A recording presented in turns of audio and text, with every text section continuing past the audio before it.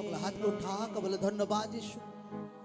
লোকদের জীবনে জানা দরকার আছে, যদি অভিষেক নেই তো আপনার জীবনে কিচ্ছু নেই।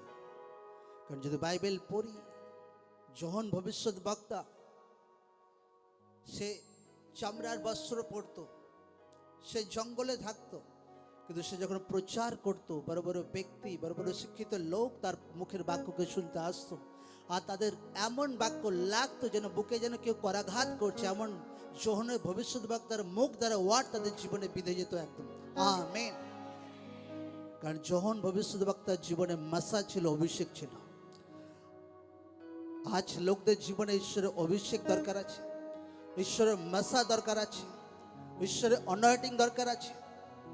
লোকরা হবে আমি ভালোভাবে যদি সাজলে তবে আমার জীবনে বহুত আশীর্বাদ আসবে।